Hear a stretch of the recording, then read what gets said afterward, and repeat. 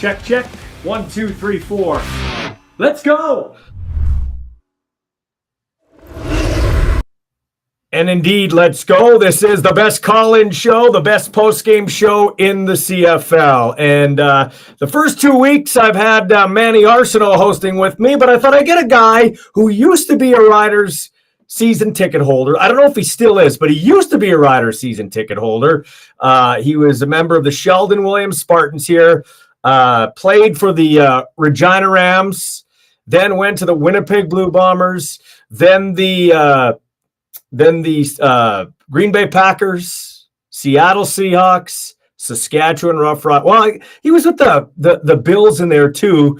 But yeah, dude's the only Saskatchewan guy to win a Super Bowl. He is Jon Ryan, and he joins us from Los Angeles, California. Jon, thanks for joining me and helping me out. I appreciate it. Hey, thanks for having me on. I'm looking forward to it. Hey, you were in San Diego yesterday. I've never been. That's my team. I've never been to that ballpark, but man, is it beauty. It's beautiful. Yeah, I was in San Diego doing some work with John Carney, former San Diego Chargers of Los Angeles kicker. Yeah, we were working with some young kids. Put like a 6-hour camp on. It was good. So I got caught the baseball game that night. Then back to LA today. Any thoughts of doing a camp in Canada for kids? Yeah, I've thought about it. I did it a few years ago when I was still playing. I had one for about 4 or 5 years going on. I haven't thought about it too seriously, but it would be nice to get back there and put on some type of camp for the local youth. Yeah, I want to get a shout out to our sponsors here. District Brewing has helped me put up my billboard on Sass Drive, and they got a super squeeze fruited seltzer, mango lime, and a passion fruit lime. So go to Saskatchewan liquor stores for that. Ward Tire Craft, 101 Dewdney Avenue. Great customer service. Obviously, all the selection of tires you can handle. Plus, they've got a payment plan to help you maintain your vehicle. And I want to remind you, if you want to go watch Game 7 of the Stanley Cup Final or any of your CFL action or baseball, go to Mr. D Stats, Cocktails and Dreams and Cravings on Vic Avenue East Service Road. Thanks to Jason and Mia for stepping forward there. Saskatchewan Roughriders with a big victory today over the Hamilton Tiger Cats. I always talk about this, Jon, building the early season equity. 3-0. You can only play the people on your schedule, and the Roughriders didn't play two juggernauts, but they got the wins they needed to get, and it feels good going to a bye week, right, when you're undefeated? Oh, absolutely. It makes that bye week a lot sweeter than if you go into it with a loss. But as you said, 3-0 is a great start. There's probably people glass half full people that are saying, well, they beat two teams that are combined 0-6 right now, but that doesn't matter. To go on the road to start the year, 2 big wins, come back home and just really take care of business today. It was good to see. So you've been on sidelines when guys have been hurt. You've been there. You know what it looks like now. If he walks off the field under his own steam, it's a decent sign, but it doesn't mean all's well. But from what you could tell, do you think Trevor Harris could have maybe come back in that game had they needed him? I think at first I was skeptical, and then I thought, okay, maybe he could have played. Yeah, it was interesting to see him because he did come out a couple minutes into the third quarter there. He left the field on his own power, came back out. He was limping a little bit. So it'll be interesting to see what Mace says in the post game, whether or not he could have gone in if needed. Because it looked like a couple times he was kind of warming up a little bit there, but I don't think he was really needed. So it'll be interesting to see what they have to say about that. And as you said, it's not necessarily always a great thing to walk off the field. We don't know, and we probably won't know until maybe Tuesday or Wednesday once I'm assuming an MRI will be taken. X-rays, and you really don't know until you get in there and really take a look.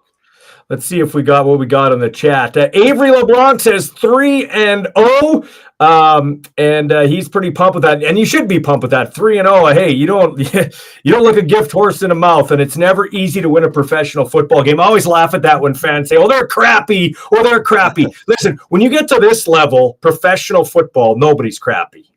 Nobody's crappy, and I always say there's no such thing as an ugly win because there's no pictures on the standings. The standing says 3-0. It doesn't have any pictures of the late comebacks or anything like that. It's a 3-0 football team right now, so the glass is definitely half full.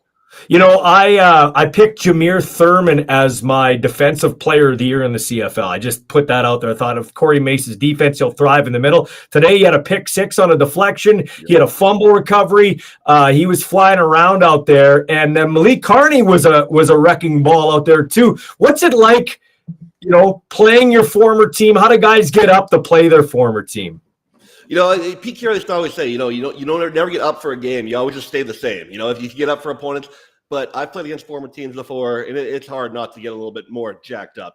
Playing in Seattle when I went back and played Green Bay, there's something more in your tank that you want that win pretty badly. And I think you saw it a little bit today out there on the field.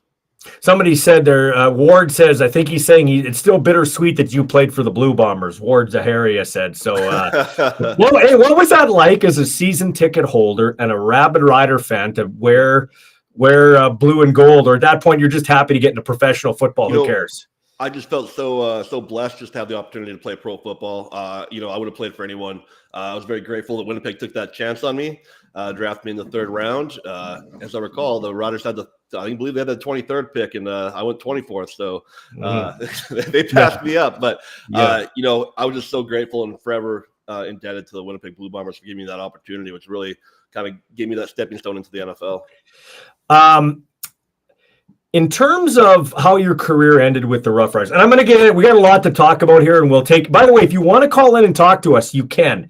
You can do it just audio-wise, or you can do it with the video too. But what I need you to do is, if you actually want to partake in this show, please be in the queue with your camera on so I know I can go to you. That's how I know, because a lot of people click the link and they don't want to have anything to do with talking to us. They just want to sit and listen. So you can do that too by going to all our social media channels at Ballsy Uncuts, me and former great CFL and NFLer Jon Ryan. But basically you got extracted from this league. A community guy gives money back to the community, funding the mini mites here in the RMF. You saw the business side of sports.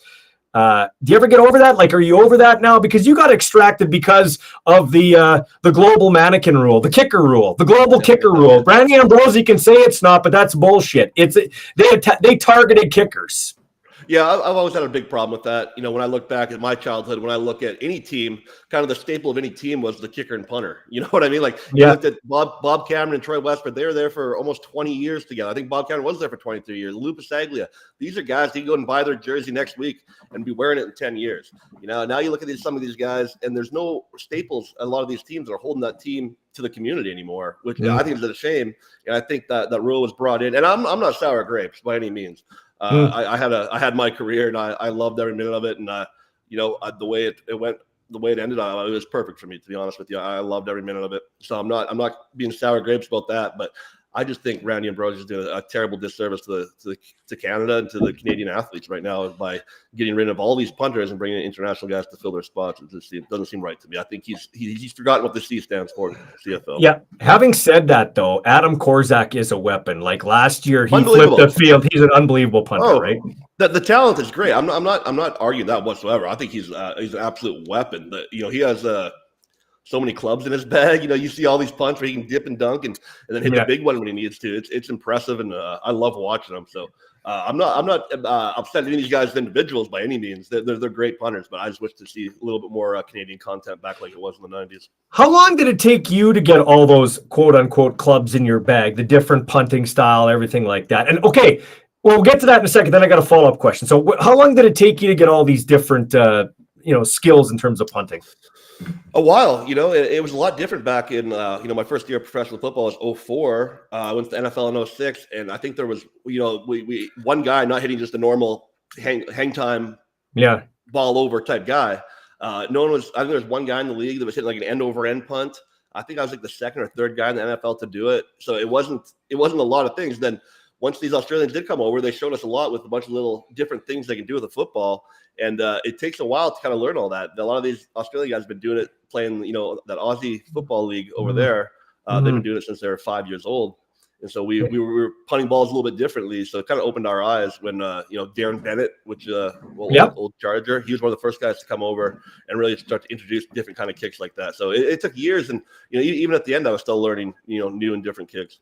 Okay, so let's talk about it. By the way, William May sends in a message on the chat board. And with Ballsy Uncut. It's on Facebook, YouTube, and X. And when you send us a message there, I just automatically get them. So you can go there to send messages. He said, great to see the running game doing so well and great to see special teams. So let's talk about that. You wouldn't get that in the NFL. Well, you might now because they're doing the XFL hybrid. But hey, it's a kickoff. It's a fair catch, or it goes into the end zone and it's a touchback. Here, the very first play of the game, Thomas Bertrand Houdon. And I love these ditch diggers. I love Rat Dog, Ratkovich. I love Houdon. I love Ante Litre. And I love James Tuck, those kind of players. But Thomas Bertrand Houdon comes down, smashes the ball out, riders of a short field, and a touchdown right away.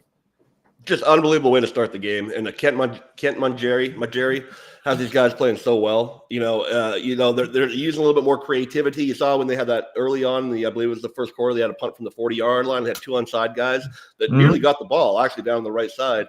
And you're just starting to see some really good special teams play. And, you kind of got anchored with Brett Lawther. I know there's a little bit of talk in the preseason, which my worry number was 0 out of 1 million for how worried I was about Brett Lawther. You see him missed one field goal today. There was just absolutely no one in the world could have hit that field goal the way the wind grabbed it. You saw the TV copy, the wind just grabbed it. Yeah. So it's a lot of fun watching a special teams unit play this good. And, in the CFL, it's usually a lot of Canadian guys on there, and those are kind of the core guys that kind of keep the team going. And it's just a lot of fun in the locker room when you have a group like that. So talk about that, because that's where I was going. From a punter's perspective, from a special teams perspective, you got two guys on side. You're kicking into a twisting wind there. What are you telling your guys? What's your strategy as the punter there? Yeah, I think number one, he put it in the end zone. You don't want to put it in the end zone. You kind of want to put it in the corner. And as soon as the defense sees two guys on side, they're going to play a little bit differently, a little more defensively. So, in that situation, I'm just trying to put it as high as I can and put it into that corner and let those guys run down and see what they can do. It's a weird stadium, right? Because back in the day at old Canadian Stadium when you played in Winnipeg, or Old Taylor Field where you played all your youth football and everything like that, it was flat, right? Well, Old Taylor Field wasn't at the ground. But what I mean was it wasn't an underground stadium, neither was Canadian. So the wind just blew across the prairies, right? Exactly.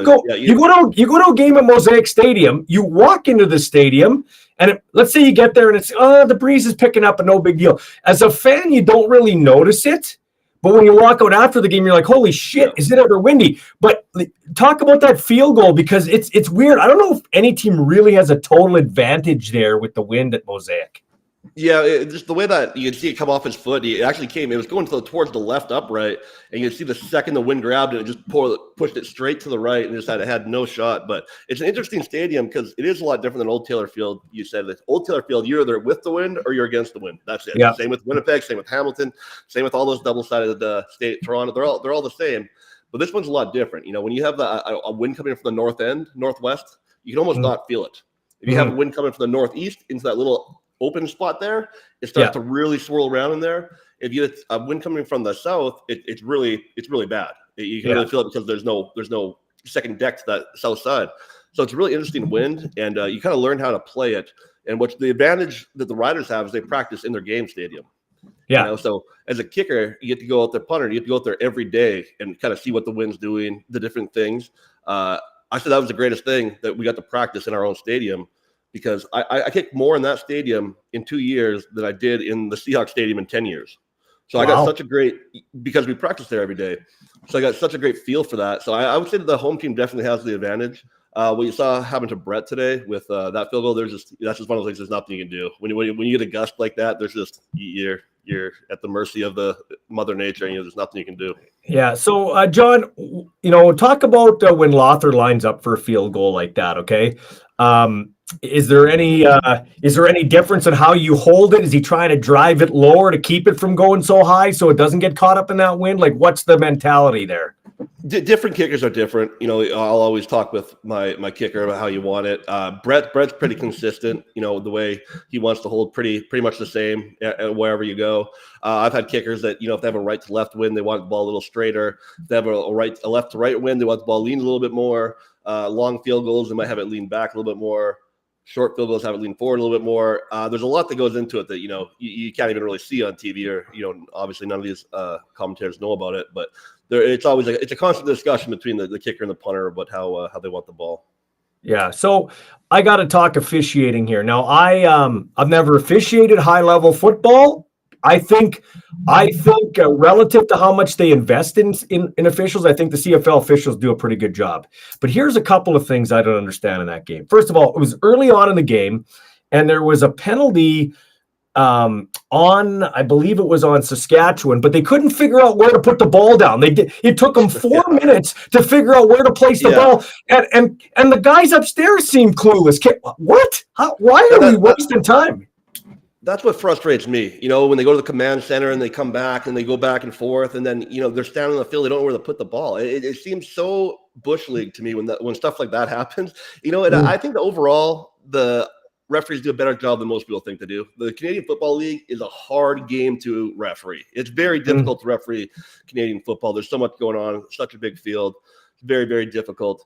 But some of these things, going to the control center and just delaying the game, and some of these ticky-tack calls, it drives me crazy sometimes. And today was, as you said, that call where they didn't know where to put the ball was kind of bothersome to be standing there for a minute, not twiddling their thumbs. Here's another one for you, bro. So we're down near the goal line. There's a deflected ball, and Nelson Lacombo gets a pass interference penalty. Corey Mace can see that it's deflected. Maybe he's getting help from upstairs.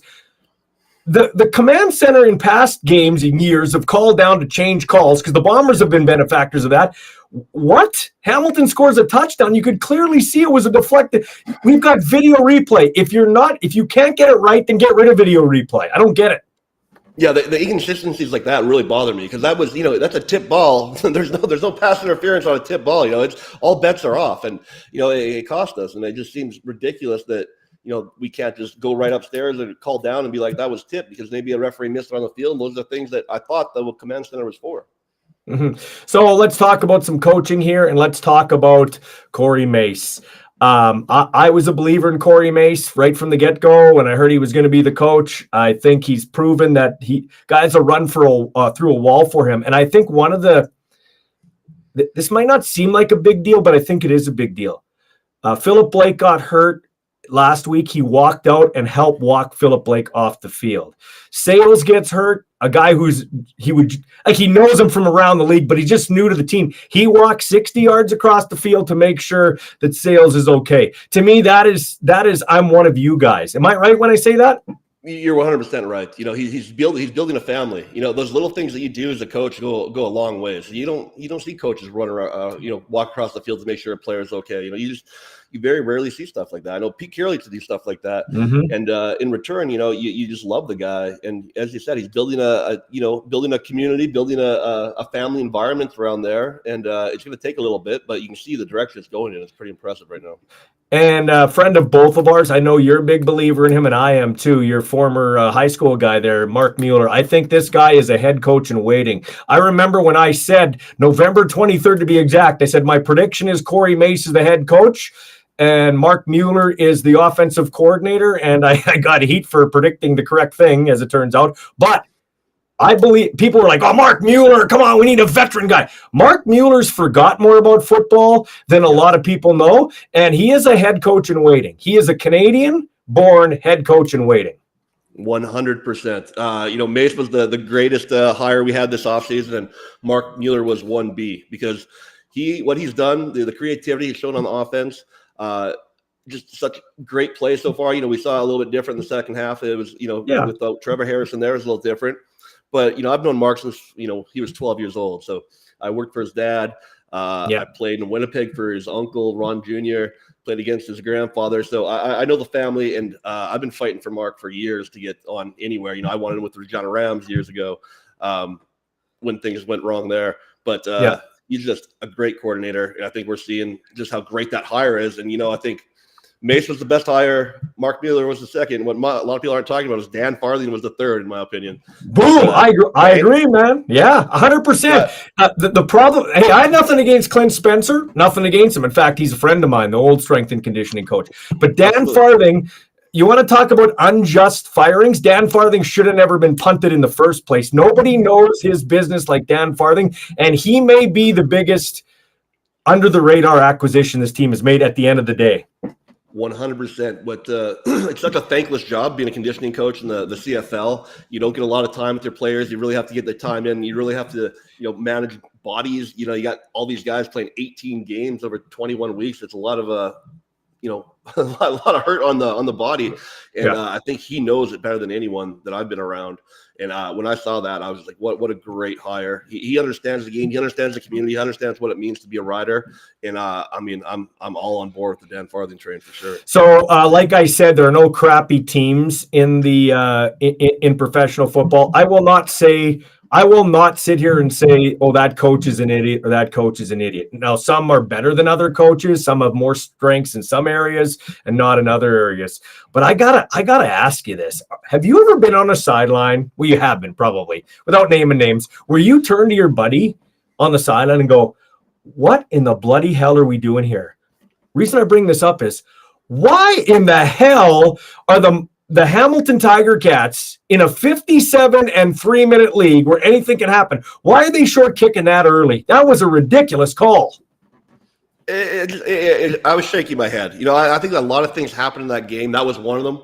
I think the punt returner catches the ball on the goal line, which, it could have been his error, but also you as a coach usually say you put your heels in the 5 or you put your heels in the 8 and do not move backwards. And when you see a call like that, I don't want to blame it on coaching necessarily, but a coach has to be in his ear before that punt saying, do not touch that ball if it goes behind you and your heels are on the 8-yard line. As it turns out, returns it to the 10. Next play, they get a penalty. Next play, he's trying to force something, pick 6. I mean, that's how quickly it happens. That's how you let that ball go. You have the ball on the 40-yard line. Your offense is taking the field a totally different attitude, totally different playbook than they are on the 10-yard line. And we see little mistakes like that. Going for an onside kick with 6 minutes left, when you're down by 2 scores in the CFL, and then you have a Patrick Burke Jr. who touches the ball after 5 yards, like right away. Like, it's like he'd never heard of the rule before. And, this isn't an American-Canadian thing, because I always get that from the Americans. I didn't know the rule. That's like a first day of Pop Warner, first day of Pee Wee, no matter what country you live in, you learn the ball has to go 10 yards. And it wasn't like it was 9.5. It was like 5 yards. He tries to pick it up. Like stuff like that. It can be, you want to blame it on the players, but also coaches got to be in their ears, and they got to be more coached up than that.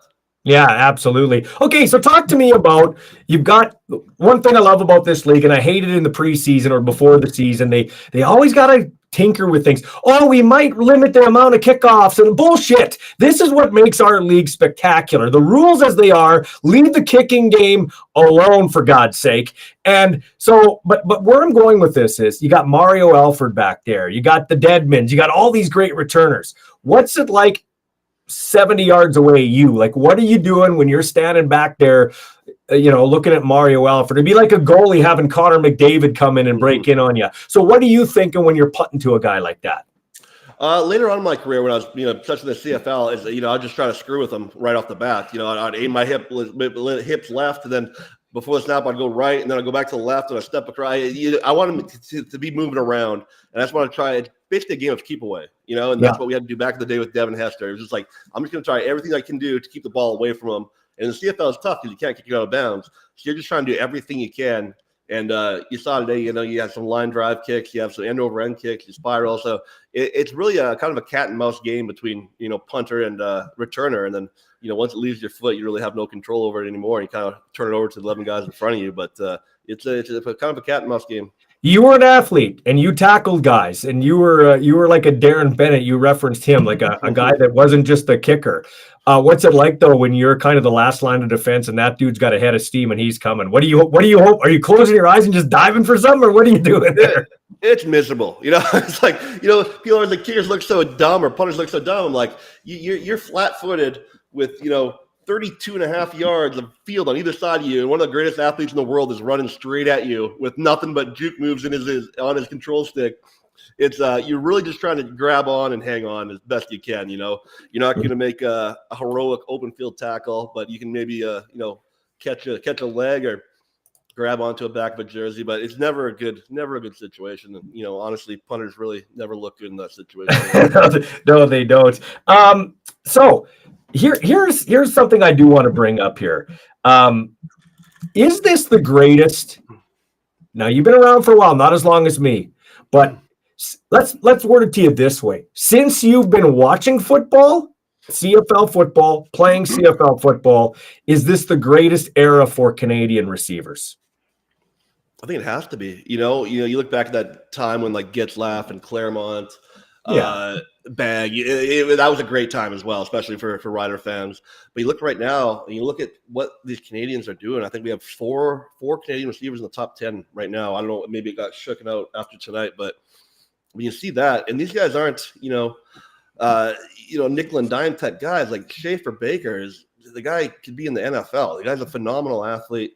And it's fun to watch what these Canadians are doing. As a receiver myself, when I was played for the Rams, I love watching the receivers and just have so much respect for how good the Canadians are right now.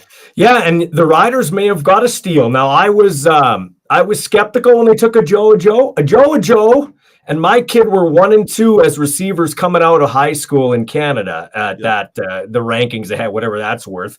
And he went to Clemson, but he ended up in a JUCO, and his testing was terrible at the combine. And yeah, you can say, well, I don't put a lot into testing, but testing shows if you want to work hard and if you care about it. And so I was like, I don't know about this. But so far, so good. He scored a nice touchdown today. He's got that nice long stride, and the Riders may have got a steal in the draft. That's the first time a 7th-round pick has scored a touchdown for the Riders. Yeah. Now, as you said about the test, I know he didn't test well, and I know that some people will say, well, there's no bench press on a football field. I said, yeah, but there is one in the weight room. That's where I want you 90% of the time anyway.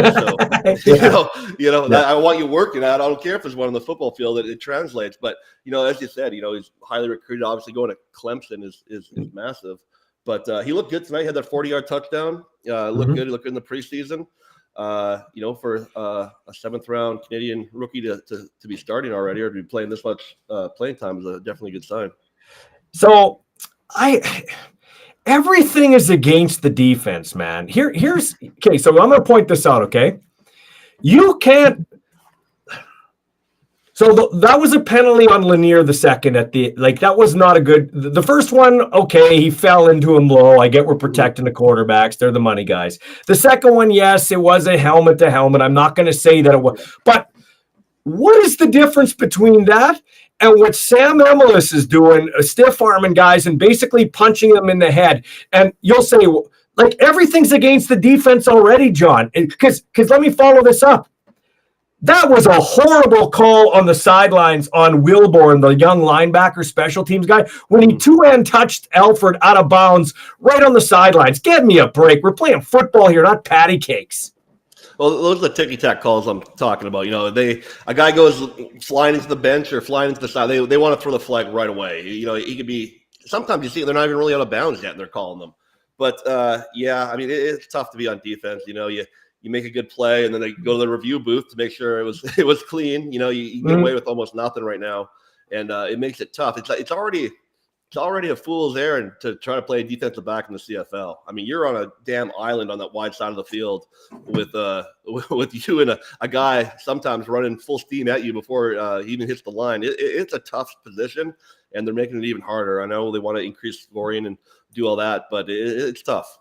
Yeah, no, absolutely, man. By the way, you can weigh in here on our chat line. And if you want to actually talk to us, you can call in, but make sure your video screen is up so we can see you.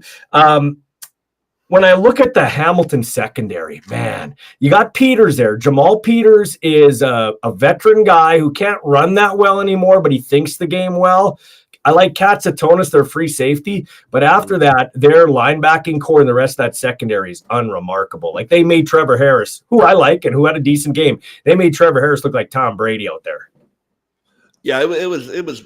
Well, as you said, there's no bad teams, but Hamilton looked bad tonight. I'll say that they just didn't look good. Sloppy all the way around, just taking bad penalties, pre-snap penalties, just misconduct penalties, just mental penalties that are really, in my opinion, unforgivable. And it was tough to watch at points today. It was really tough. I was watching the game with my wife, and I looked over it many times. This is tough to watch Hamilton play football right now. Mm-hmm. No, it absolutely is. Do they throw not banging on the refs, but do we throw too many flags? Do we throw too many flags just in football in general? Not even the CFL, but the NFL. To me, I think they do. I think we do, because sometimes it cuts down the flow of the game. If you watch a hockey game, if there's ever like a referee mic'd up, he's constantly talking to the players. I'm not going to give you that one. I'm going to give you that one. You have to move the puck, keep it going. they're part of the game. Whereas in football, it feels like the referees or the refs are outsiders, and they just black and white what they're going to call. There's no flow to the game sometimes, and they just keep on calling these penalties that don't necessarily always need to be called, and it really breaks up the flow of the game, and it gets it to be hard to watch at times. And I felt that a few times today, where it was like 3 or 4 consecutive plays with penalties being called, and it kind of wrecks the viewing experience a little bit. Now, I think this guy's one of the best defensive players on our team, but I think he's the best defensive player on our team, but he might be like right there top 3 in the league, and that is Roland Milligan Jr. That guy makes some great plays. He does a great job on special teams too, which I don't think people give him enough credit for. Yeah, he got beat for a touchdown and what looked like some sort of miscommunication with the too deep zone, but your thoughts on watching Roland Milligan Jr. play. Just an athlete, it's just fun to watch a guy fly around like that, and just on top of that, just have that kind of football high IQ. It's fun to watch, and he's going to be around for a whole lot longer, I hope, because he's a guy that you would pay to play, or pay to watch play, I should say, and just a great athlete. Yeah, and how about CJ Avery? He's come on the scene. The first 2 games, he had interceptions to close the games out, remarkably with 33 seconds to go in each of the games. And then you referenced it earlier, the screw up by Woods backs them up, and then he makes the deflection that Thurman shows a very athletic play picking it off, which isn't easy, and taking it back for the touchdown. But CJ Avery's been a nice find by O'Day and the gang there. He's been a great find. I think he had 5 tackles today. I think they were all tackles for loss. So you have 5 tackles for a loss in a football game. You're doing something right. Yeah. So that deflection that led to the touchdown too. So just as you said, another great find. So offense is a little more about execution than defense. Defense is about intensity and flying around to the football, and that's what I'm noticing, regardless of the opponent, the first 3 weeks of the season from the Rough Riders defense. Yeah, defense is more about reacting. It's a react thing. You don't have to execute quite the same way as an offense. It's different. I was never a defensive guy. I played offense all through high school and college. My brother was a defensive guy, and he tells me it's way harder. It always seemed a little bit easier to me. But yeah, it's more of a reactive thing. And a lot of times early on in the season, you see the defense is ahead of the offense. You always hear them say in the preseason, the NFL, the defense is ahead of the offense. You'd see it when you went to camp, because it was a little bit less about executing, a little bit more about flying around, as you said. Yeah, so I wanted to bring this up. Jim Hobson, who I've got a few of his autographed books here, which I'm going to do a Jim Hobson Amateur Athlete of the Year award, and we'll have some hardware and stuff to give out. They honored Jim Hobson today. They call it the Jim Hobson game. Your thoughts on Jim Hobson? What a great he's on the Mount Rushmore of Rider figures. Not for his playing career, let's be honest, but for what he did. Like he turned this whole franchise around to kind of where the Winnipeg Blue Bombers, minus their record now, are right now. The Bombers have been the success story on and off the field, and I think it pisses the Rider fans off. And even if the Rider brass want to admit it pisses the Rider brass off too, because the Bombers are what the Riders were under Jim Hobson. I would agree with that. Wade Miller has done a great job out in Winnipeg, but Jim Hobson, coming in, I believe he came in 2005. Yeah. I remember pre-Jim Hobson for years, having, ticket drives, having fundraisers for the Riders, doing stuff like that, because they were desperate for fans, desperate for tickets, desperate for money. They got bailed out many times by many different sources. When Jim came in, he kind of brought that pride back to the fan base. He made it our team again.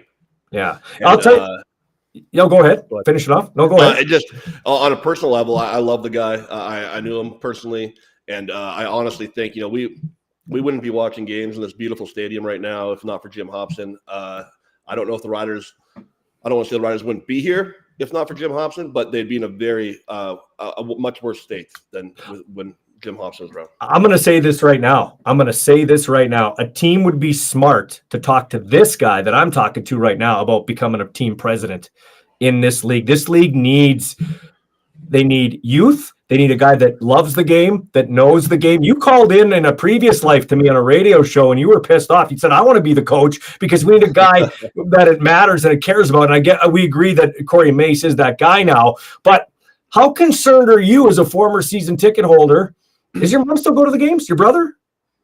They're not season ticket holders anymore, I don't believe, but they do go to a lot of games. I know my cousins were there today. I was a season ticket holder from 1990 to the day I got drafted in 2004, so about 15 years. So anyway, where I'm going with this was the smallest home opening crowd for the Rough Riders since 2006. They had short of 25,000, and weather wasn't a factor because it was nice till halftime. Okay, how concerned are you by hearing that this is supposed to be the bell cow of the league, which I don't think it is anymore? Like, listen, I think we do have the best fans, but I think they're taking a wait and see approach to what's going on here. I think that was the message that was sent today. It was the wait and see approach because, I think it was 25 degrees there. Yeah. Obviously, there's some weather in the forecast. It never hit, but on TV to see, 8 to 10,000 empty seats in that stadium on opening day for a 2-0 Rough Rider team coming on opening day, it's a little alarming to me, to be honest. I didn't like seeing that. It concerned me a little bit. We'll see how things go as it goes on. Saskatchewan loves a winner. We haven't had that many lately. So, but let's be honest. Let's be honest, John. This team started 4-1, and it started 3-1 the last 2 years, and it went south. And you got to admit, we were even texting back and forth. Oh my God, is that the season? Harris goes down again. Thankfully, it looks like they dodged the bullet. Knock on wood. Yeah, knock on wood, because Trevor Harris has been great so far this year. He was great last year before he went down. So we definitely need him. I hope that everything comes back good tomorrow. But we'll see. And I think the fans have definitely made that message. As I said, we're 3-0 now, but we were 4-1 and 3-1 the last 2 years, and I don't want to go down that road again. Best until I can see. So we'll see. Yeah, no, it's a good point. It's not cheap anymore. It's not cheap. And a Sunday night, now in fairness, Hamilton's not a huge draw. But a home opener is. Like I always said, the home opener, the Labor Day Classic, and if you can get a home playoff game, those are the three games you always wanted to go to, right? Absolutely. I know now that I'm in the business of sports and owning 3 minor league baseball teams, that opening game can really make that whole first month of the season for us. And so that first game, and, I see someone on here says 5 p.m. on a Sunday isn't an untenable game, but, I disagree with you. NFL does it all the time. I think it's an event, and I think that there should have been more fans in the crowd today. I'll just be honest. Well, the listener might, or the viewer might be right in this sense. Like if you're driving in from North Battleford, Saskatoon, I agree with that. But we have 230,000 or so in and around Regina. You think you'd be able to get 5 or 6 more thousand people out to the game? Right. Yeah, you're exactly right. It's not great to drive in from Saskatoon, which I know a lot of people do, or North Battleford, as you said. But there's only 33,000 seats in there. There's over 200,000 people in Regina that can be home and in bed by 9:00 tonight. So So what do you think? Yeah. So you're on the business side of sports. How has that opened you into what you need to do to attract fans, and what maybe the CFL needs to do? Because you look at here. Edmonton, the Oilers, it's an Oilers town. It used to be the Eskimos and the Oilers, and now it's the Oilers, and the Eskimos can't draw fleas. Now, a lot of it has to do with winning and losing. I get that, okay? Yeah. But you were in that town. Like, just talk about how much that swung. How can they get – is that a good football town? Can they get people back there if they just win? My first time around the CFL is a great football town. 04, 05, I remember playing in front of 40,000 fans in the middle of the season there. I thought it was a fantastic football town, and they've kind of gone away since COVID and that terrible streak where I don't think they won a home game in like 4 years. But from my business side, baseball is probably different. Minor league baseball is probably different than CFL. There's a lot of same marketing type things, and people have a short attention span these days. So you really have to create a party environment. And if you follow the Portland Pickles on any of our media thing, every game is an absolute party, and maybe half the people there to watch the game, half aren't, which I don't see it happening in the CFL because everyone wants to watch that football. But you just have to create a different party every night, and just people will continue to come. And I think sometimes I go to the NFL game and I compare it to a CFL game, and there's no tailgating, and there's no you don't really have that same experience sometimes in some of these venues that I think we need to kind of get going. Well, and you're right. You got the game, which is exciting in itself. And you can look at the stands. That's why I don't jump on it right away, because you can look at the stands, and a lot of people are still standing in the Pill Country area and all that stuff. Sure. They don't watch like we used to watch. But You're right. They got to create, it's got to be a party-like atmosphere. They got a perfect area at the tailgate out there at the Brand Center. Speaking of Regina, Winnipeg does a great job at tailgating. Like Toronto. Toronto's got the second best team in the CFL right now behind Montreal, I think. And they got 10,000 fans at their game. The Elks are getting 20,000. I don't know, like Dolman's doing the right things. I think Montreal, their stadium's shitty, but they got a new owner. But yeah, it's a bit of a concern for me, especially when the Riders can't get over 25,000 at their home opener. Yeah, well, you see, like in BC, they bring in 50 cents for a concert before the game. I don't know what that costs. It's not cheap, but you have whatever it was, 54,000 fans at BC Place for the first time since probably the 70s or 80s. It's been a long time since that's happened for a BC Lion game, and they just created a party. And I don't know if that's sustainable to do something like that every week. Probably not. Yeah. No. But that's the kind of environment that people want to be a part of. But the business side of it, talk to that, because I heard people, they always got to bitch. Oh yeah, but look at the pictures at halftime. Half the crowd was gone. Yeah, but who cares? If 25% of those people come back, then you've done your job, right? Yeah, absolutely. Absolutely. So I know that, as I said, baseball is a little bit different because we have to bring fans in, for some of my team, we have 66 home games. You're bringing people in, repeat customers over and over again, whereas, football for 9 home games, you probably have most of the same fans. But it's just, you got to create an environment that people want to be at, and a lot of that's social media. A lot of that's, different stuff like that, just to kind of show people what they're missing. You want to be at the Rider game or you're going to miss a party. It's the FOMO thing. As the millennials say, but you just have to create FOMO, and people want to be a part of it, and I think that's what we saw with Jim Hobson when he was here. We really saw the young fans coming back to the stadium. When I remember going there, watching. I was in the NFL at the time, but going and watching games from like 2005 to 2010, 2012, and it was a young, ruckus crowd. It was an absolute party in that stadium. We would sell out every game at the old Taylor Field, and it was just you just wanted to be a part of it. Yeah, and I don't think I'm feeling that necessarily in all the stadiums right now. No, you're right. And I went to a church today at Holy Child in Regina, and most of the people, there were some wearing Rider jerseys, but they were easily 55 and up. And there was a new Canadian in the aisle next to me. The kid must have been about 10. He was wearing a Rider jersey. So I gave, even though I'm not cheering for the Riders, I gave him a little fist bump and said, "Hey, man, that's cool. We need more young people wanting to grow up and be a Jon Ryan." And that's why the ratio is so important to the Canadian Football League, so that you can grow up and pretend, hey, I can be Jon Ryan, or I can be Getzlaff, or I can be Neil Hughes, or I can be a Joe or whatever, right? For sure. You look at so many guys. I always said, like, a lot of punters call me now, and they finished Canadian college football, Canadian university football, and now they're like, well, I have nowhere to go. There's no CFL option anymore. And that's what we saw with Canadian quarterbacks for years, and that's why I think Mark Mueller is such a great success story. I mean, you show these kids that, maybe he didn't go to the CFL as a player, but he's one of the best offensive coordinators in the league, and it's good to give kids like that opportunities to dream and, be able to be from Weyburn or Lumsden and be able to play in the CFL. And I think a lot of what's happening right now is that dream is kind of dead for a lot of people just because of they're screwing with the ratio and the international thing. You guys realize on this chat board, if you're going to send in stupid shit, I'm not going to read it, okay? So you can send in all the chats you want. I want good constructive talk here, okay? Anyway, I got this from Jason Victor, though, who runs the Rider Prider fan page. I said way back in January, Harris was going to go down in 3 games. Unfortunately, I was correct. Jake Dolegala would sure look good back here. Were you surprised I didn't keep Dolegala? I was, I didn't get a chance to go to training camp at all. I was, or watch the preseason games. They weren't televised in the U.S. So I was a little bit surprised when I heard that, along with Lennius as well. I was surprised they let him go, but I was surprised they let him go. Sorry, I'm blanking on his name. Mason Fine. Jay Patterson. Came in. He has great pedigree. Played at Old Miss, starting quarterback at Michigan for the Wolverines for 2 years. A little time in NFL, USFL, all that stuff. But you got to really be in the CFL and really know the game for a little bit before you can just step in and play at a high level. Well, that's a good point. That's a good point. This guy played for Jim Harbaugh, Michigan Wolverines.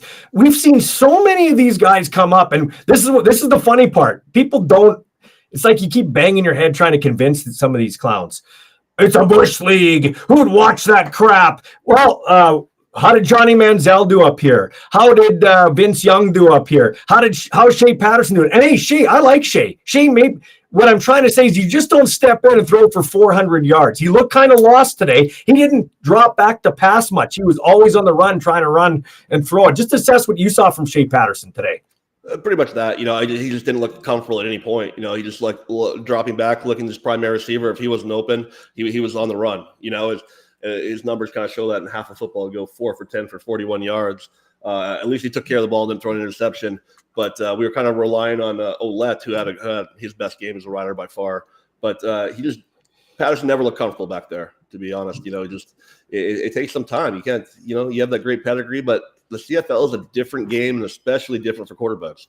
How would you, John, develop a quarterback? How would Wally Buono used to do this? He was on the show, the very first Ballsy Uncut, the weekly podcast, and he said, "Listen." Well, I said, hey, you were famous for you didn't just give your backup token snaps at the end of practice. He had to be, maybe he starts the practice running with the ones, or halfway through he runs with the ones.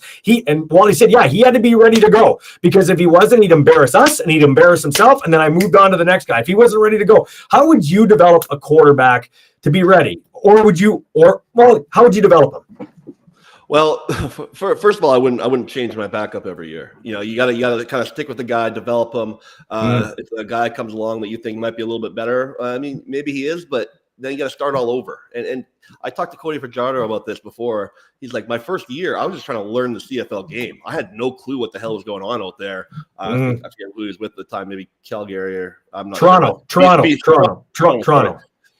He was like, I was just trying to learn the game because it's completely different than the American college game, and he had never seen the CFL. You got to realize that some of these guys have never even seen 3-down football before, and now they're coming in and you want them to just step on the field and start playing. It's not going to happen for a quarterback. And so I think that, as you said, obviously more reps in practice, and not just so many times in practice, a backup quarterback is just running the other team's plays off a card. He's not even running his own team's plays, and just the more reps, the better. And as well as I think you got to stick with the backup quarterback for a few years to develop them. Dave Spadafora says, I'm old enough to remember how Vince Ferragamo did up here. He took the Rams to the 1979 Super Bowl against Terry Bradshaw, and the Steelers came up here, and he could never pick up that extra man. This from Cayman Miller. I'm not sold on this team yet. We've beaten 2 of the bottom-tier teams in the CFL. Our highest-paid player and top 3 in the league is scaring the fans early. I think today's a teaser for what's to come, and it's on our GM. But what do I know?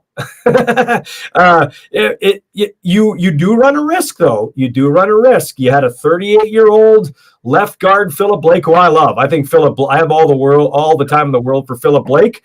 Hardrick comes in here, and by all accounts, he's been pretty good to this point, but he's getting up there in age. And you're coming off a career-altering or threatening injury with Trevor Harris, and he already goes down in week 3. Like, that's not a real recipe for success. It's not, and this is gonna maybe piss some people off, but in the CFL, it's really a race to win 9 games. If you win 9 games, you get in the tournament. If you get in the tournament, you win 2 games in the Grey Cup. Obviously, everyone wants to go 15-3 or 14-4, but we got a really good piece of that 9 games already eaten up. So we could legitimately go 7-8 to finish the season and be in really good shape. So I'm not saying that's what you want to do, but it's not a time to panic when you're 3-0. You don't have to worry about it. And yes, there is some guys that injuries and stuff like that, as was mentioned. But it's a time to celebrate right now, not panic. Who's the worst team, Hamilton or Ottawa? Who's worse right now? Well, from what I saw tonight, Hamilton, it was a lot of self-inflicted injuries tonight. It was hard to watch. I always say, when I see a guy drop a ball, or I see a guy miss a field goal, or I see a guy overthrow his receiver, I'm not mad, because I played football for 34 years, 19 years professional, and me, my teammates, everyone I ever played against never walked on the field and said, I'm going to drop this ball. I'm going to miss this field goal. Never. So I don't get mad at that, because no one wants to do that. I get mad about these pre-snap penalties, but the misconduct penalties, the guy touching the onside kick at 5 yards, I got catching the ball on the goal line on a punt. This is the stuff that's all mental. That's all in your head.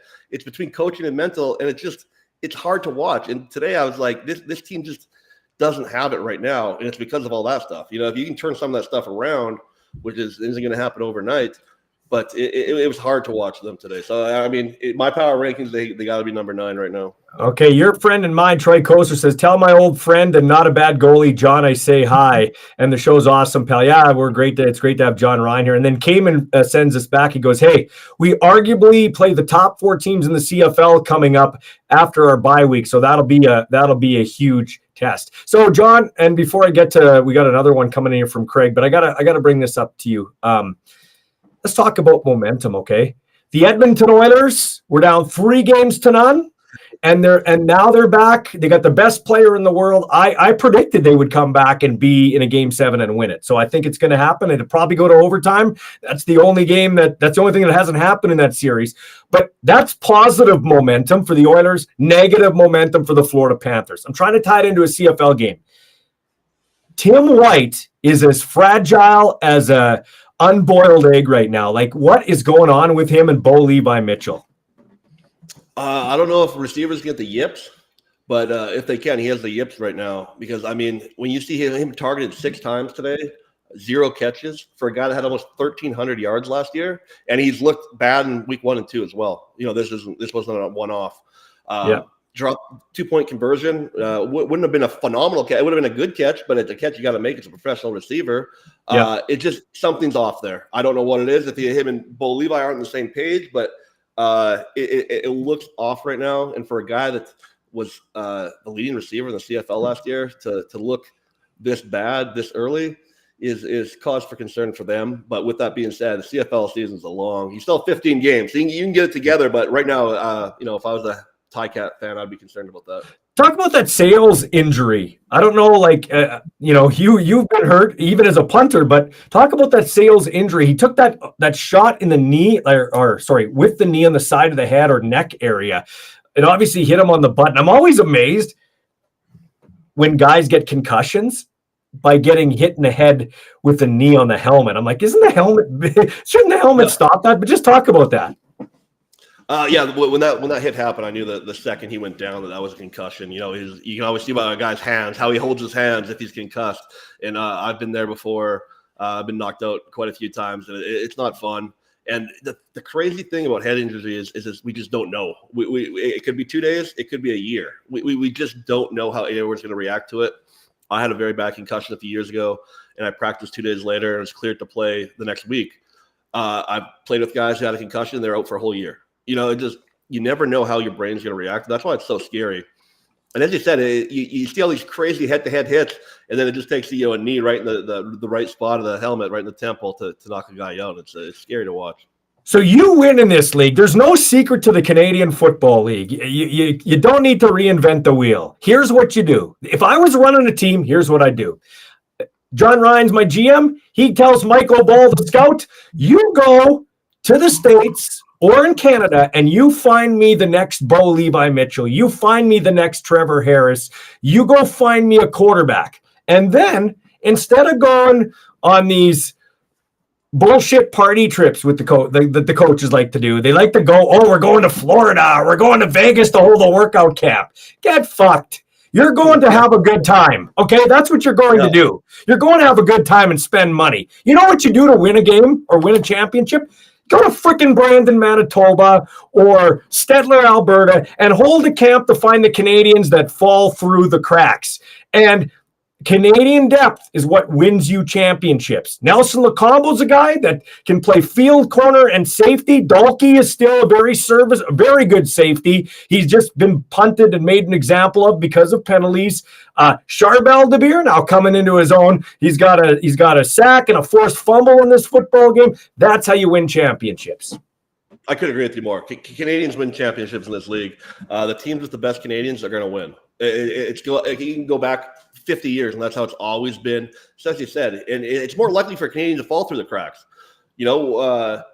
Remember, you see guys playing these small colleges in Canada or playing JUCO schools now more often, and they're not always seen like these guys that are playing at Michigan or Arkansas that are on TV all the time and have these agents with the scouting videos and all that. So I couldn't agree with you more. And as you said about quarterbacks are getting harder and harder to find. Just because all the top quarterbacks coming out are going to get at least an NFL shot.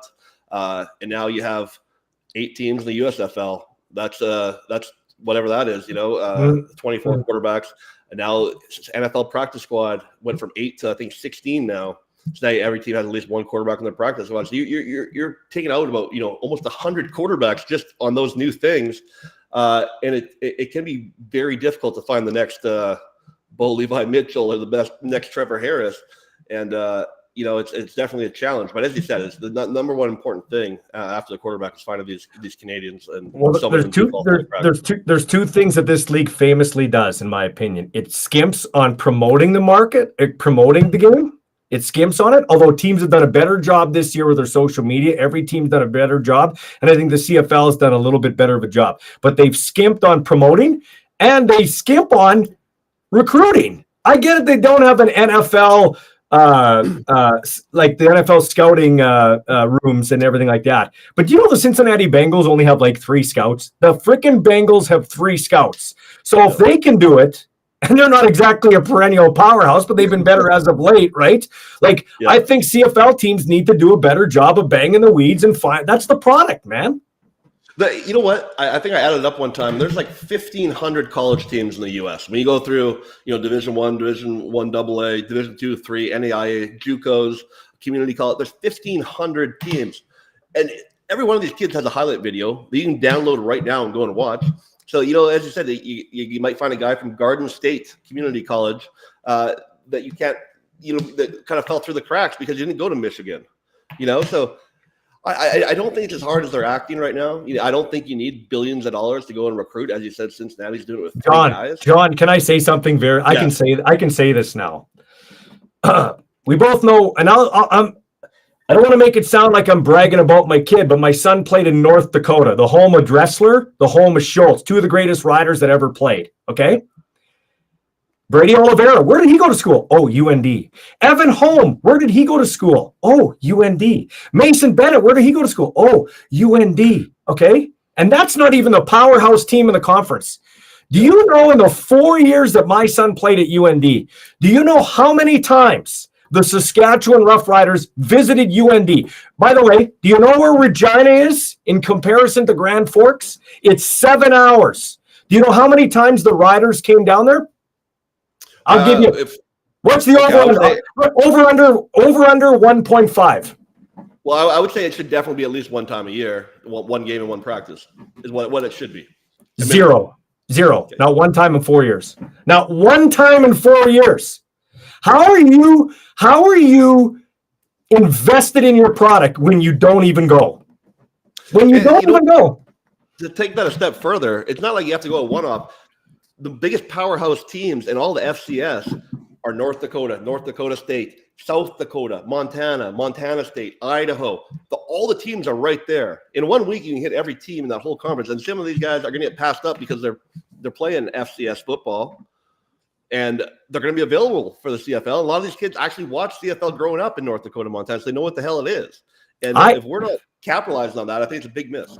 I talked to Chris Jones has been there. Hamilton's been there. The only teams that weren't there were Toronto, Montreal, and BC. Ottawa tried to get there 4 times in a week and a half stretch, but there were 3 blizzards right around that time, so they didn't go. But it's no excuse for the Saskatchewan Roughriders for a team like that to go. And I'll tell you why that's important. It's for guys like a guy that's listening to our show right now, Corey Zadarozniak, driving back from Weyburn, Saskatchewan. He just bought his 14th and 15th jerseys of his career, Hardrick and Ouellette. Okay, the guy's got 13 other jerseys. He just bought 2. He drives from Weyburn for every game and has 3 season tickets. They deserve to have the best product on the field. So, do you know what I mean? Don't be lazy. I couldn't agree with you more. We hear stories like that. Also, those jerseys are like $250. So thank you from the Rough Riders. I would say they should probably thank you for that. Jesus. Yeah.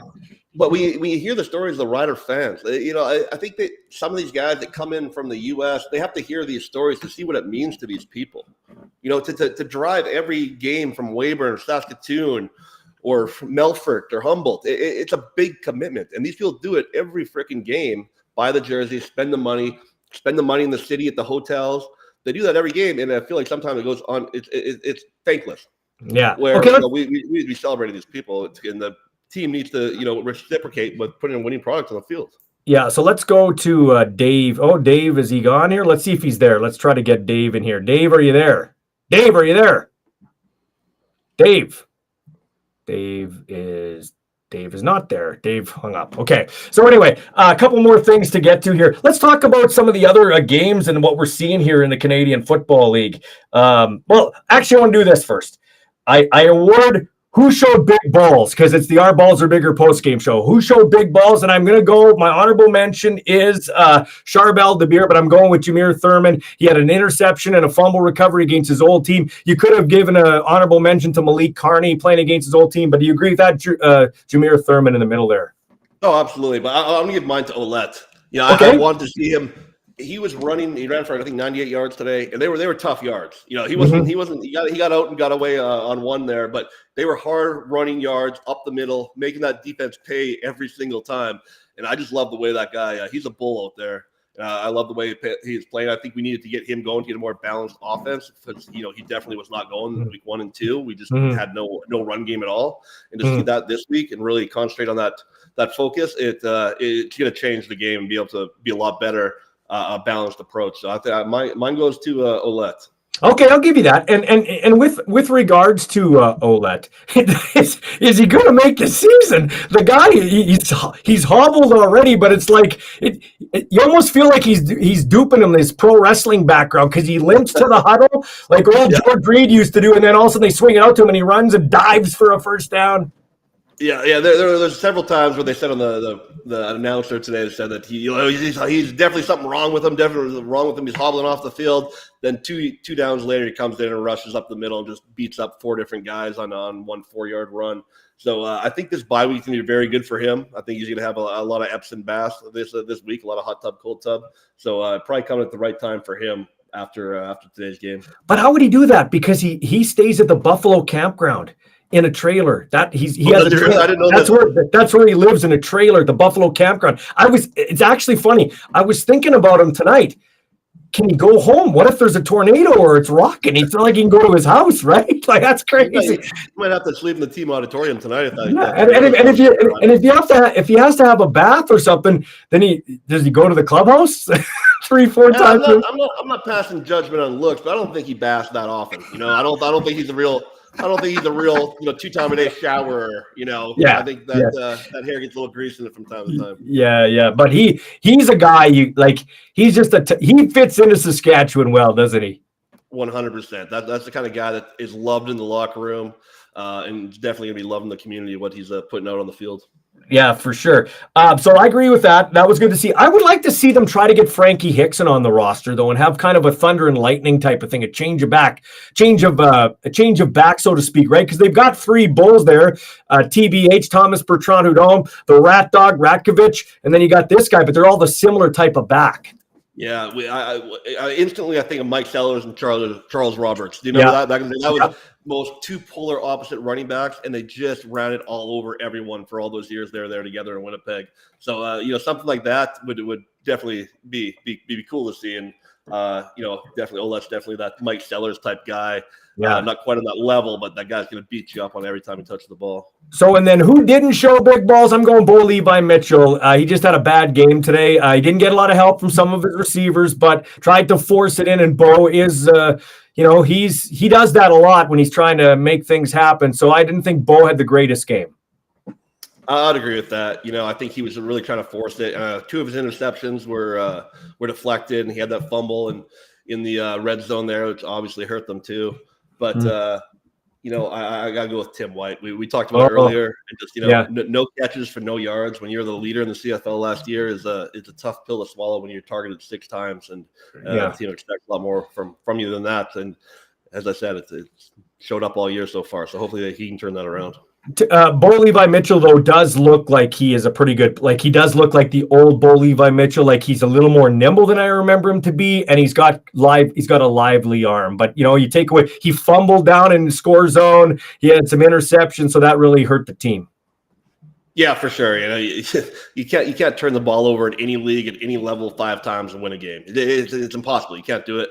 And they turned it over 5 times, and 4 of them were, I don't want to say because of him, but were results of his plays. So it's a tough game. As you said, he did look good at times, but he just wasn't good enough. Craig Monroe says, why thoughts on limited vendors and cutoff time moved up 30 minutes before kickoff for $5 pregame beers this year? Hashtag game day experience. I'm not going to ask you about that, the comment on that, but I'm going to ask you. So you talked about making a party at your ball games. What are some of the things you guys do to kind of make it a party or make it fan friendly in terms of they pay for the tickets? I don't know what tickets cost in your league, but just to make it so, hey, I know the Red Sox here do the beer batter and we have some fun with that. But what do you guys do? What do you guys do?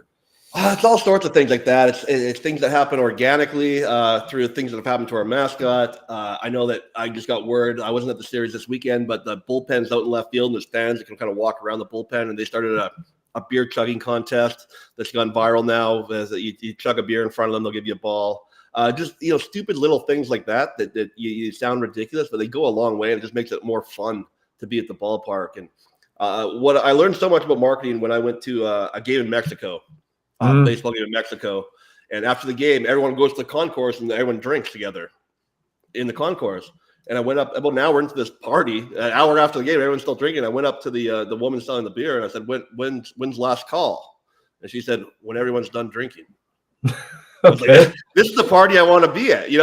Have a little bit more of an attitude like that. I'm not saying everyone has to get drunk, but just have a little bit more welcoming attitude. We're not pushing people out of the stadium. We're welcoming them in. We're having fun. It's a party every night, a different party every night. And I think that goes a long ways. Craig says this, took my 4-year-old to his first home opener. Things have changed, whether it's the market or the cost of going. He was definitely out of place. Minimal kids at the game. It's definitely the Silver Foxes and an attempt at a party crowd. What are your thoughts? There is a fine line there. I remember back when I went, your dad would buy you tickets to the rookie quarterback club and you'd sit up there in those bleachers in the corner at Old Taylor Field. So there was a place for the young kids to kind of hang out. So from a business perspective, how do you got to juggle that, making it a party, but kind of making it family friendly? I know the riders do up top. It's more of a family friendly section there. So it's not like they ignore that. You can't price people out for sure. I remember when I was in 1990, I got my first season ticket. And I remember I had to raise $55 that winter shoveling walks. And then my parents gave me $55 for my birthday to get a season ticket for $110. So that's 10 games, $11 a pop. I think the ticket levels back there are like $14, $21, and $28 something. I know it's gone up a lot right now, but I still, for a family of 4 to go to a game, I don't think it should cost, $300-$400. And, pricing people out is a big thing. And I think there should definitely be some, discounted tickets at games. And, I've only been to a couple games lately, unfortunately.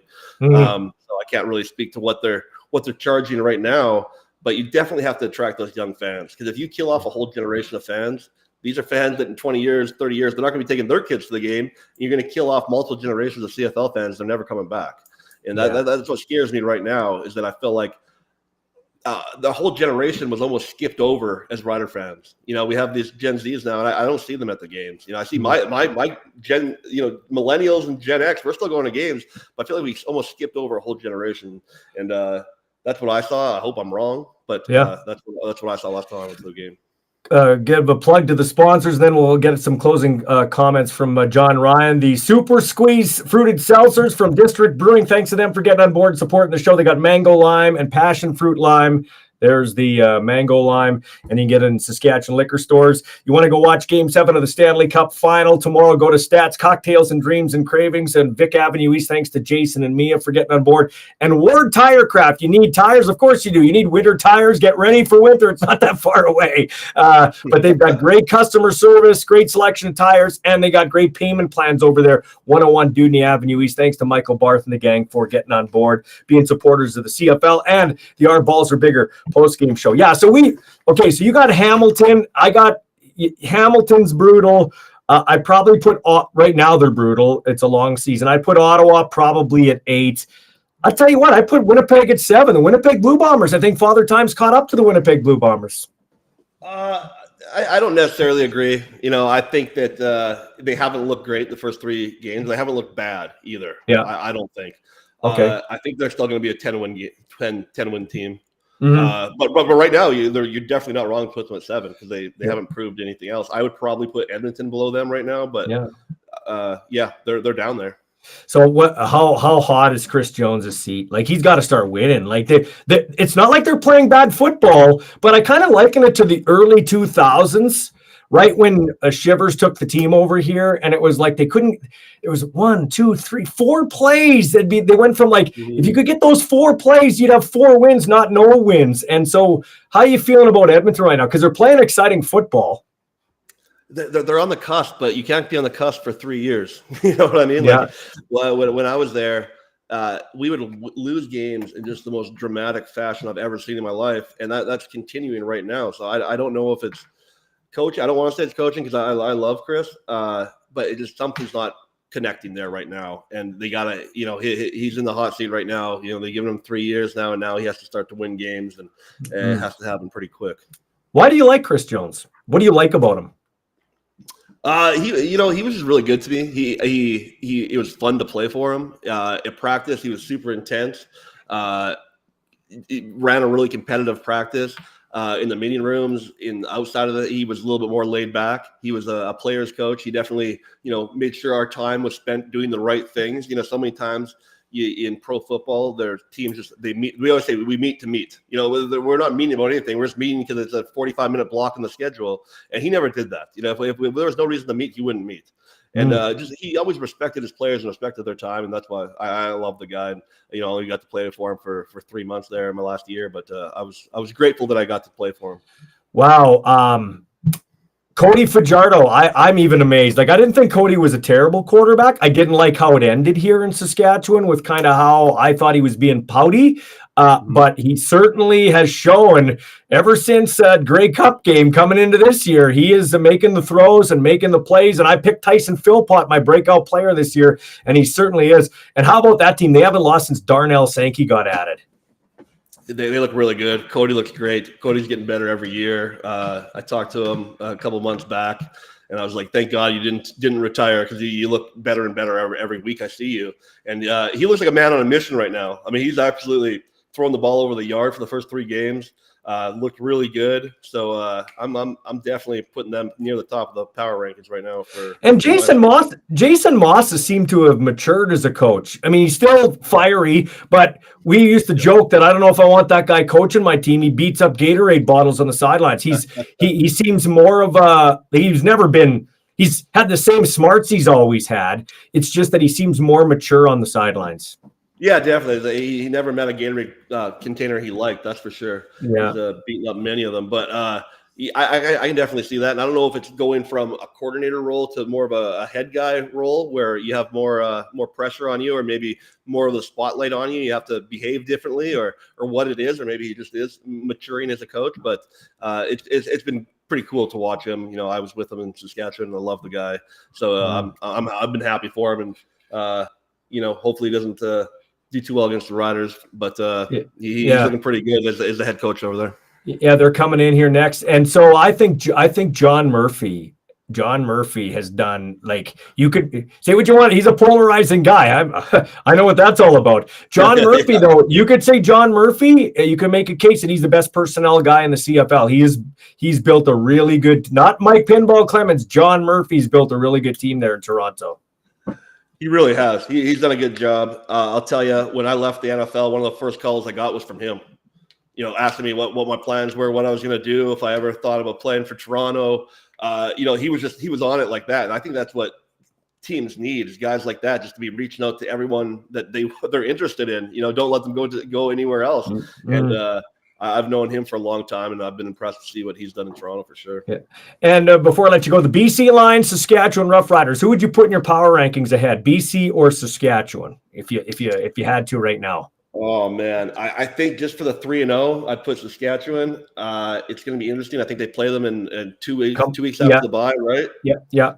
It'll be a good game. Hopefully Trevor's back for that one. I'm going to put the Riders ahead of them just for the 3-0 versus the 2-1. Yeah, and Calgary's they're kind of where we thought they'd be, kind of right in the middle of the pack. This could be a very interesting year for Dave Dickinson. He could be on a bit of a hot seat here now with the last 2 years haven't been spectacular for the Calgary Stampeders. Yeah, you never think that you'd say that 5 years ago. You'd think that Dave Dickinson would have that job until the day he died, basically, or until he wanted to move on. And now all of a sudden it's looking like, you gotta put something out there this year. You can't miss the playoffs and be a last place or second last place team in the West. You gotta do something. Yeah, and lastly, you like all sports. Hockey, we just heard, hockey goalie. Who do you got tomorrow? Game 7, Edmonton Oilers and the Florida Panthers. And I said it's going to go to overtime. We're going to go to overtime. Mm-hmm. And I want to see Edmonton. I want to see Connor McDavid, the best player in the world right now. I want to see him win it 4-3 Edmonton in overtime. So I agree it's going to be overtime. It's the only thing that hasn't happened in the Stanley Cup final yet. And Adam Henrique scored in overtime back in the day to beat the Florida Panthers in double overtime in Game 7 in 2012. I've got Adam Henrique getting the overtime winner for the Edmonton Oilers. I don't know if it's in double overtime, but I agree with you. 4-3 Stanley Cup victory for Edmonton. Isn't that nuts, though? And that, if you like, that's what I worry about with the Elks. They got to get winning because they're so far behind now. Like my son went, he was there. There was 30,000 people in the pit in the party zone cheering hockey in the summer. Yeah, and they created a party there. It's a party. And people you can see when they show on TV what those people are doing. They're throwing beer in the air. They're watching it. They're loving it. They're singing. It's fun. It's probably a really fun time to be living in Edmonton right now. So I kind of wish I was there, but I'll be watching on TV. Jon, thanks for your time. I really appreciate it. I hope I can have you on again because this has been real good. Absolutely. Thanks, buddy. Thanks, bud. Take care. That's the great Jon Ryan who joined us all the way from California. That'll do it for the show today. You can watch it again in replay on our Facebook, on our X page, and on YouTube at Ballsy Uncut. You can follow all things at ballsyuncut.ca. That's the website, and it'll be available later on Spotify and wherever you get your podcast. Tomorrow we've got the show Ballsy Uncut live, the 3 days a week podcast, Monday, Wednesday, and Friday, starting at 4. Bob Stauffer will join me live from Sunrise, Florida, to tee up the historic Game 7 of the Stanley Cup Final. G. Roy Simon, Superman, will land on the show. He's starting a scouting trip down south because training camp's getting going in the NFL very soon, and he will join me talking Edmonton Elks football, and we're hoping to be joined by former Grey Cup champion Saskatchewan Roughrider, Montreal Alouette, Paul Waldo. Tell all your friends. That's how we grow grow and protect the game we love, the CFL. And judging by the crowd we saw at Mosaic Stadium, no team should be turning down anybody's requests for interviews or podcasts. Podcast interviews. The more, the merrier, because this league needs a lot of promotion and a lot of love. And we pledge to do that here at Ballsy Uncut. That'll do it for the show, and we will talk to you tomorrow.